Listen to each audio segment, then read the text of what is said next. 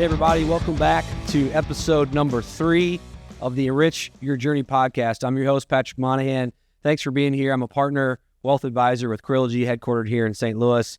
Had a lot of fun with the podcast being out just over 3 weeks ago.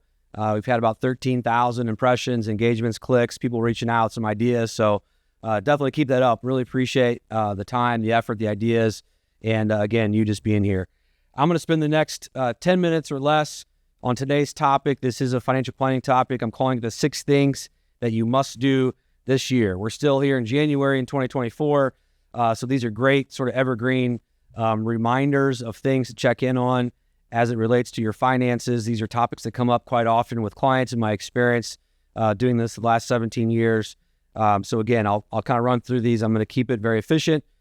For your time, as always, please reach out at the end. So let's dive in. Number 1, these are in no particular order. Stress test your investment portfolio. This is really important. There's so many things going on in the news right now, as there usually is. We have a couple wars. We still have high interest rates, inflation. We've got a lot of concerns maybe that might be on your mind. You need to understand the downside risk of your investments. Really, really important. There's great software out there. We utilize one that just shows if the market does X, your investments are expected to perform by Y. If that is different than what you would think or how you believe it should react in that environment, that allows you to make changes. I'll call this 1A. Once you have that hypothetical, you can make changes. The performance of a portfolio, depending on which research that you've done, anywhere out there ranges from 80% of your return comes from how your assets are allocated, the asset allocation. Some say 90. There's even some that say 100% of your absolute return comes from how your investments are allocated. So understand your risk. If it's different than how you would think it would react in that environment, either upside or downside, look at your asset allocation and work with somebody to make changes. Really, really important. Number 2, update your contribution limits. This is really important. I see this missed a lot. The IRS typically raises contribution limits. It's based on cost of living adjustment or inflation. Here's a real quick example. 401k match. If you did nothing with this, I just picked this from 2017 and never increased the match. That is $11,500 from 17 till 23 that you did not invest. That's just the difference that you didn't increase your contributions over that time. Again, I just picked that. If you're 45, you work 20 years, you grow that at 8% average annual, that's $53,000 at 65. If you're retiring at 65, that could be your first car in retirement, a nice car. Just by making these little changes, this is, most of these are $500 a year, $1,000 a year. If you spread that out over the year, you're probably not even noticing that out of your paycheck. So pay attention to the contribution limits. Make sure that you're increasing those. It's better to do them earlier in the year, which is why I'm addressing that now. Again, because you spread that out over the year, probably don't even feel that difference in your take-home pay. Number 3, check on the progress of your financial goals.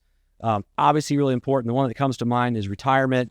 Financial goals require financial planning, and financial planning is not a set it and forget it situation. You've got to check in on your goals. You need to understand your progress towards those goals.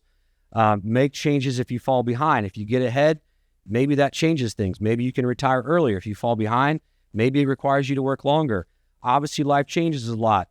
You might be downsizing your home. You might get a large bonus. You might have another kid. Whatever change you may have in your life, that applies to your financial plan, and you need to understand how it's affecting your goal and your progress towards those goals. So really, really important to check in on those at least once a year. Number 4, double check all your beneficiary information. Again, super really important one. We see this missed a lot as well.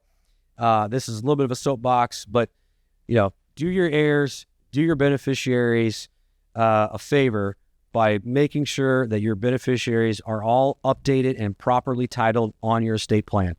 If you don't have any listed at all, it can be a nightmare for you or your heirs. If God forbid something happens to you, this doesn't take very long, especially if you are working with a professional, whether an estate planning attorney and or financial advisors. We can walk you through the importance of that, how it works. trying to avoid probate court in most cases. There's cost to that. There's time to that. So just review all of your assets and make sure your beneficiaries are updated. This could be a 10-minute exercise. Really, really good one. Again, beginning of year, evergreen, something to look at. Number 5 of 6, review your tax situation. Another really great one. May not take a ton of your time, but spend 15 minutes, 30 minutes on a call or an email with your CPA, asking them if there's anything that you can do to reduce your taxes this year. Remember, Uncle Sam's not going to call you with deductions that you didn't take or you are not currently taking. You got to find those on your own. Your CPA has to make you aware of those. Sometimes that gets missed. So just be proactive, reach out to your accountant, whoever's preparing your return, and find out if there's any deductions that you could be missing. Our internal tax group has actually written an article about this titled, "Why Do I Still Owe Taxes?" I will include that at the end of this video. It's literally a 4-minute read.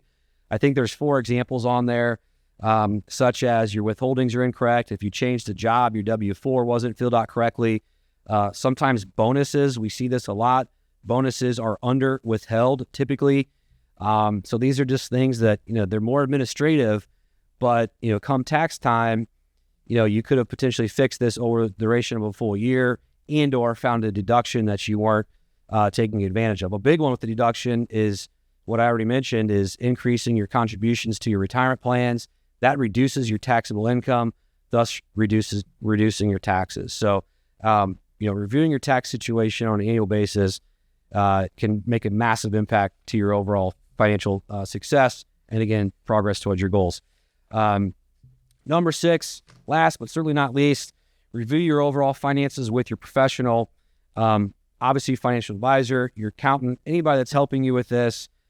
Really, really, really important. If you have already amassed wealth or you are success-minded in the growth savings phase of your life, and your head's already spinning, 7-8 minutes into this video, link up with somebody that can help you with these things. This is what we do day in and day out. It's our passion. We understand it's not everybody's passion, and we can help you, review this overall picture for your benefit. I do believe an advisor can provide 3 tangible advantages. Number 1, a financial advisor should be able to provide you clarity towards understanding your goals and the progress towards them.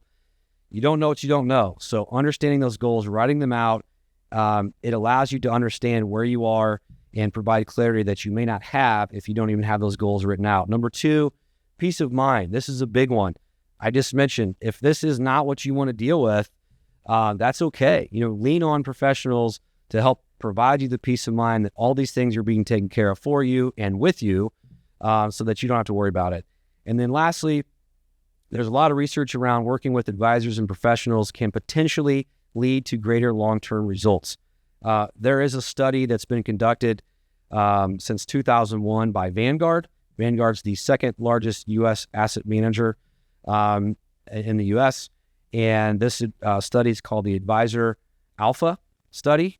And essentially, long and short of it is, it discusses how working with a financial advisor can potentially net you 3% greater on an annual basis.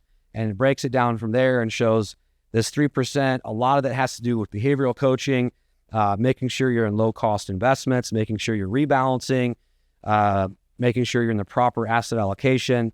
And essentially, they add those up as a sum of 3%. It does go in to talk about how these are very irregular frequency. It's not saying you're going to get 3%, every single year. It's obviously not a guarantee.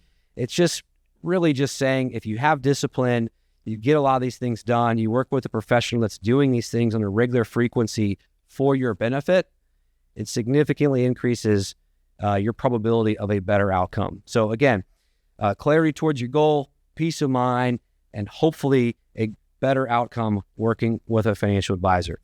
So those are the 6 things. Stress test your portfolio, understand your risk, update your contribution limits, check in on the progress of your goals, double check your beneficiary information, review your tax situation, and make sure you got a team set up to help you accomplish all of these things. That's it. Appreciate your time. 10 minutes or less, I promised it. Thank you so much. We got many more episodes coming down very quickly, so stay tuned.